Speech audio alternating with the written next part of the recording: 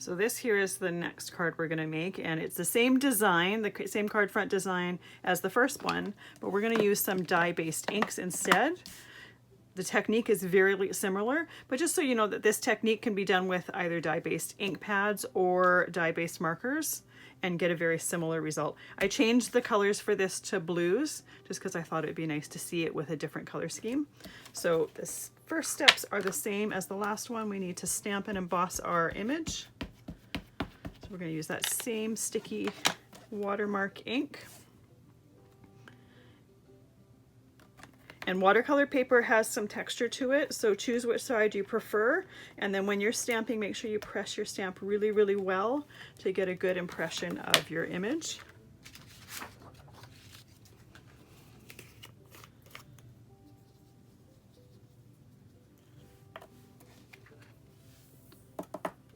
There we go.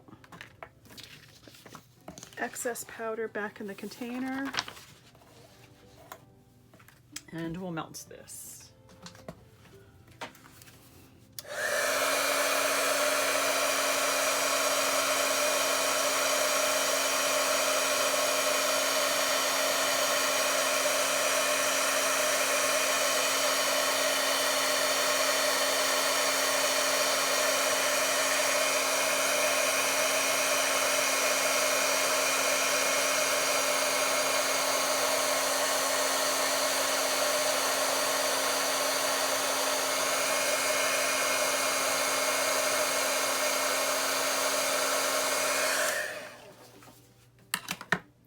And then do the sentiment.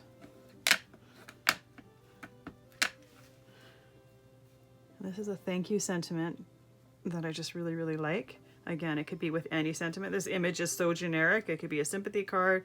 It could be a birthday card. You could even do a wedding card. So you're not limited to what the card could actually be with this image. You just want to make sure you choose a sentiment that fits in the open area.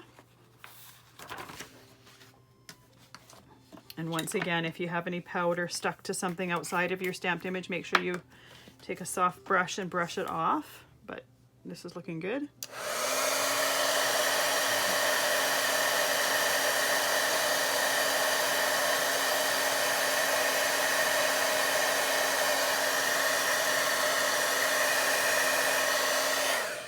Perfect. And now we're going to use our ink pads. I'm going to go from light to dark. Not really for any reason, but just at the off chance that the ink pads or the ink is still slightly damp from one. I don't want to get dark ink on my light ink pad. And I tend to do about 3 areas of each color.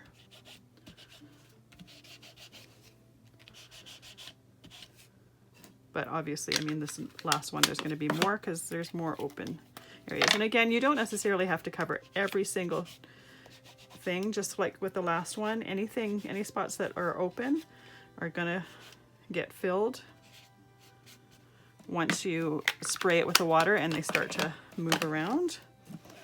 So we don't even need to wait for the ink to dry at all. We're just gonna spray. And again, as much or as little water as you want. And if you want to tip it to move the inks around, you can. I tend to like to leave it on its own and just let it dry. So I'm going to let that dry completely. Same as last time, if you happen to have a spot that gets lots of ink that you don't want it to, you can use a paper towel to mop it up on. And you can also put it on a paper towel so that some of the excess can run off and just be soaked up by the paper towel.